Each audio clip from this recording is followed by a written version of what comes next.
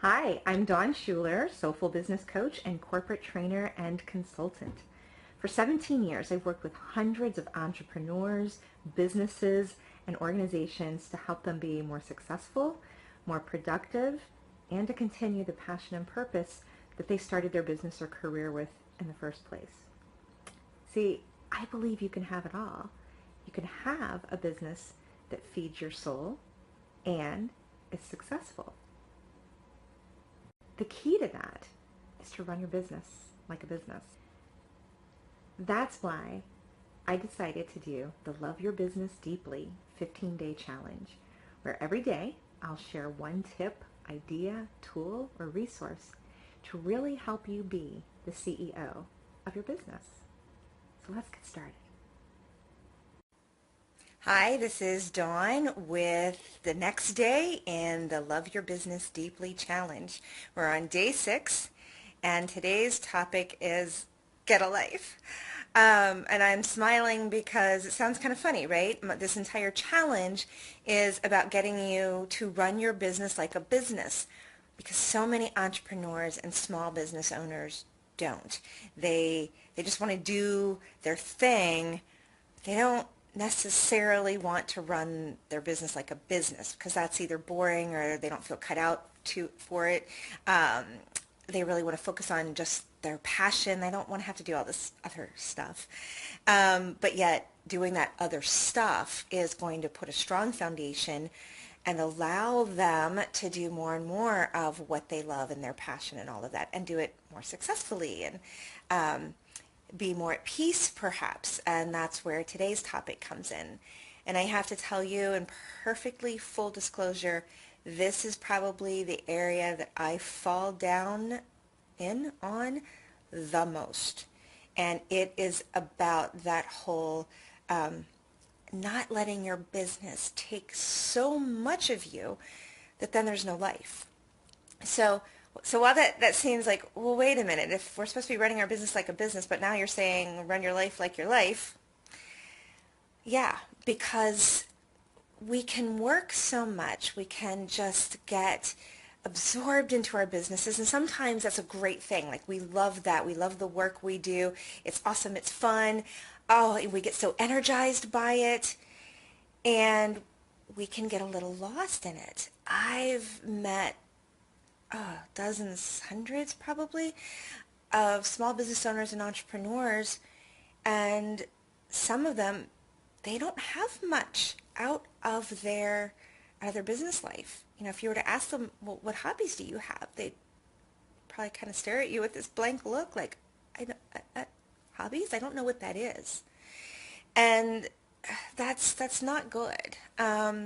It's great when we love what we do and we can get passionate about it, and there still needs to be the life. And yes, our business is part of our life and our life is part of our business, but it's really, really important that we separate them as much as we can, because otherwise they can just seamlessly, it seems, flow in and out of one another to where it's really hard to tell where does the person begin and where does the business begin. We don't want that. We don't want it to be to where you are so much the business that you forget who the real you is. And boy, like I said, that one's really tough, especially if we work out of a home office, or we have children and families, or all the above, or other challenges. I remember people would say, oh, there's no way I could run my business out of my home because I get distracted by the laundry and dishes. And my joke is, well, it's not really a joke, is that my laundry would love it if I got distracted by it, because, it happens to where it's like, oh gosh, the laundry basket is just like piled so high you can't even carry it to the laundry room anymore. That's usually when I decided I need to do laundry. Yeah, so my problem is the other way, is that I can get so absorbed into what I'm doing for the business that I kind of forget to have a life. I will say I'm doing better. I am a strong proponent of the system that I found. Thank you to my client Beth Ellen for turning me on to this, and I've seen other people use it as well. And it's called the Miracle Morning. And I've adapted it, so I do it a little differently than the way that Hal Elrod recommends, but I do that first thing in the morning. And what that does is that means Dawn, the person, the woman, gets something first before the business does. And because I always have these great intentions, right? Like, oh, I'm going to go take some time in the afternoon. I'll take a break from work and I'll go down into the art studio and I'll do a few things. Mm-mm. The business just seems to grab hold and not let go. But that's actually my fault. It's that we go back to those boundaries, right? Um, so I've had best intentions, but oh man, like I said, this is the place where I know I really need work. During the Christmas holidays, it was actually better because I was making some gifts as Christmas presents. So I was doing a painting for Mark's stepmother and her husband. I was doing some quilts and pillows. Well, for example, the painting had to be done in steps because I would do a section and it would need to dry. So I was almost forced to go down to the art studio, spend even just maybe 15 minutes doing the painting, and then I could go back up. That was lovely. Um, I don't have any gifts with deadlines that's forcing me to take time to do this right now. Oh, man. Um, but it's really important. So there's some tips and tools that I want to share with you that I've learned over the years, and I do implement actually. The one place I had a problem with, probably when I first started my business and for a good 7 years, was not having an end time to my day. I could just always go into the office, jump on the computer, do whatever I needed to do, and boy, talk about blurred lines. It just didn't. There just was no. There was no nice standard, and I didn't put up a boundary around that. I started to recognize that that was not good. And so one of the things I did was I would turn off my computer. Because then, of course, having to turn it on and wait for it to go through all the startup and all the startup programs, no, I don't want to do that. And so if I turn off my computer, and then I'd be like, oh, let me go do this, and I'd remember, oh yeah, the computer's off. And that would be enough to make me go, yeah, you know what, it's not that important. It's also the topic from the other day, the proactive versus reactive. Oh, this is really important and I need to do it. Oh, I'd have to restart the computer. You know what? It's probably really not crucial. It's not a crisis. It's not an emergency. I don't probably need to do it right now. That one saved me a lot. I also would get into the habit of putting a note, like on my keyboard or on my monitor. It said, no more work until whatever time. And that worked. Like I said, now that piece isn't so much of a problem. My problem is that I can and do just work solid and sometimes don't even take breaks for meals. Thank goodness Mark will say, have you eaten anything today? And it's kind of like, oh, no, that's probably why, oh, I'm hungry. I'm trying to get better about that too. So, those kinds of things of whatever you need to do to put these things in action. Because of the Miracle Morning, although I don't do it in the morning, I try to exercise every day. My preferred method is to go for a walk at our local park. That actually causes me to get out of the house. I go to the park, I walk for 30 minutes, I come back. That one works for whatever reason it works, but I also know the benefits. It clears my head.